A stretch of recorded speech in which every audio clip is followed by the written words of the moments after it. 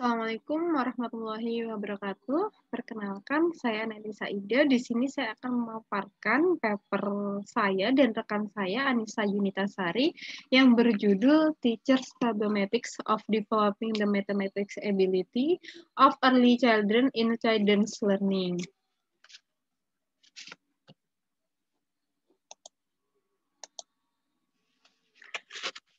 Adanya pandemi COVID-19 yang terjadi di Indonesia mulai tahun 2020 kemarin itu memberikan dampak yang cukup besar ya pada berbagai bidang, utamanya di sini pada bidang pendidikan. Pada bidang pendidikan membawa perubahan yang cukup besar juga. Salah satunya yang paling terlihat itu adalah pelaksanaan pembelajaran dari rumah.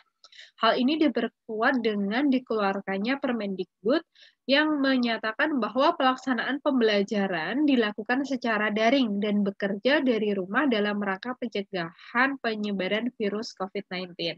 Nah, di sini pelaksanaan pembelajaran dari rumah otomatis menuntut semua pihak yang terlibat untuk mampu beradaptasi dengan cepat. Dampak negatif pada saat pelaksanaan pembelajaran daring yang terlihat pada anak didik itu adalah menurunnya motivasi belajar mereka dan menurunnya prestasi belajar mereka. Utamanya di sini adalah kemampuan matematika. Sebelum adanya pandemi, hasil survei dari Program for International Student Assessment pada tahun 2018 itu diketahui bahwa kemampuan matematika anak sudah rendah, apalagi saat ini pada masa pembelajaran daring. Di sini mengalami banyak sekali penurunan. Pada tahun 2018 tersebut diketahui bahwa skor Indonesia itu adalah 379, turun dari skor hasil survei tahun 2015 yaitu 386. Angka tersebut jauh sekali dari Cina yang mencapai skor 591 dan Singapura yang mencapai skor 569. Berdasarkan hal tersebut, di sini kita semakin memperkuat pentingnya pengembangan kemampuan matematika pada anak usia dini. Apalagi dalam menjalani aktivitas sehari-hari, di sini kita selalu memerlukan kemampuan matematika ya. Namun pada masa pandemi ini, guru mengalami problematika dalam menstimulus kemampuan matematika pada anak secara daring. Untuk literatur review dari penelitian kami itu adalah definisi dan kajian teori terkait dengan online learning dan kemampuan matematika anak. Kami juga mengangkat atau hasil penelitian terdahulu terkait hasil penelitian Amalia dengan judul Learning Mathematics for Early Childhood in the COVID-19 Pandemic. Hasilnya menunjukkan bahwa pada masa pandemi, pembelajaran matematika itu harus dibuat yang menarik dengan mengajarkan benda-benda yang ada di sekitar. Terus selanjutnya hasil penelitian dari Darmayanti dan Atung Miftahul Janah dengan judul Improving Early Mathematics Ability in Early Childhood through the Combined Direct Instruction Model, Mix and Match, and Assignment Models. Nah, di sini menunjukkan bahwa kombinasi antara model direct instruction dan mix and match itu mampu mengembangkan kemampuan matematika anak. Penelitian ini menggunakan pendekatan kualitatif dengan desain studi kasus. Di sini untuk objek penelitian kami adalah guru-guru TK ABA yang ada di Kelurahan Mulyorejo. Untuk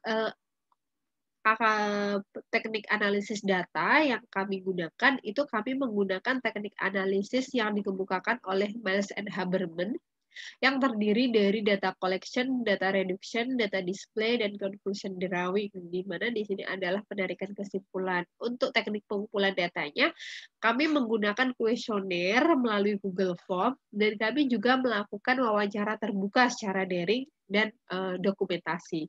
Untuk teknik validitas datanya, kami menggunakan teknik triangulasi sumber.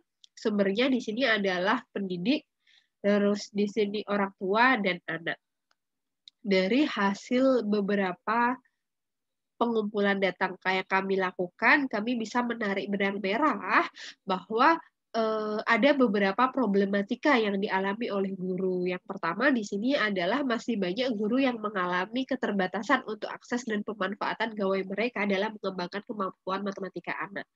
Dan di sini tidak setiap guru itu memiliki kemampuan untuk mengoperasikan dan memanfaatkan gawai mereka untuk menstimulus kemampuan matematika. Sehingga pembelajaran matematika sampai saat ini itu masih cenderung dilakukan secara konvensional seperti pengerjaan LKA, seperti itu.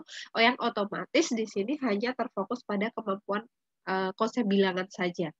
Yang ketiga, di sini adalah kurangnya kreativitas guru dalam membuat konten yang menarik untuk mengembangkan kemampuan matematika, seperti misal pembelajaran matematika melalui games, terus lagi melalui Kahoot atau puisi seperti itu. Terus lagi di sini atau aktivitas yang berbasis proyek. Dan di sini atau inovasi pembelajaran yang lain sehingga mereka cenderung stimulus pembelajaran yang digunakan hanya terpaku pada LKA saja.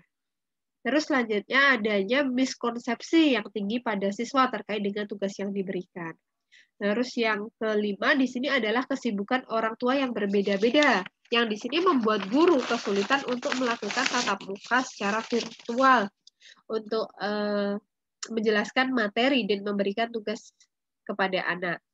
Terus di sini kurangnya kerjasama antara orang tua dan guru, sehingga dalam pembelajaran di sini guru cenderung kesulitan mengkoordinasikan tugas-tugas yang diberikan kepada anak, sehingga pembelajaran menjadi kurang optimal.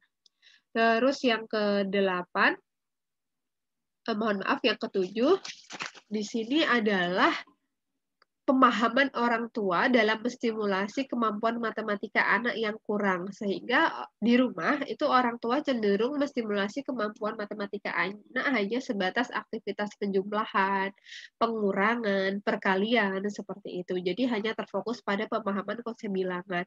Padahal dalam kemampuan matematika yang perlu dikembangkan ada kemampuan yang lain, seperti kemampuan pemahaman geometri dan konsep pengukuran. Terus di sini selanjutnya tugas dan pekerjaan rumah yang diberikan oleh guru itu membuat siswa merasa terbebani, ditambah lagi dengan deadline pengumpulan tugas yang terbatas gitu ya, yang waktunya sangat pendek. Terus di sini yang ke-9 itu adalah tidak semua siswa memiliki gawai yang merupakan alat utama untuk pelaksanaan pembelajaran secara daring.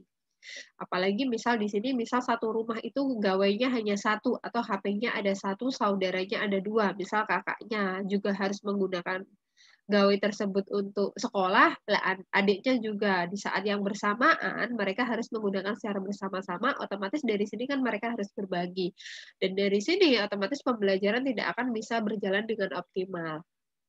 Terus yang terakhir itu adalah proses asesmen. Di sini guru akan cenderung mengalami kesulitan untuk melakukan asesmen karena tugas-tugas siswa itu tidak bisa terakumulasi dengan baik, sehingga tujuan pembelajaran yang direncanakan tidak bisa tercapai dengan optimal.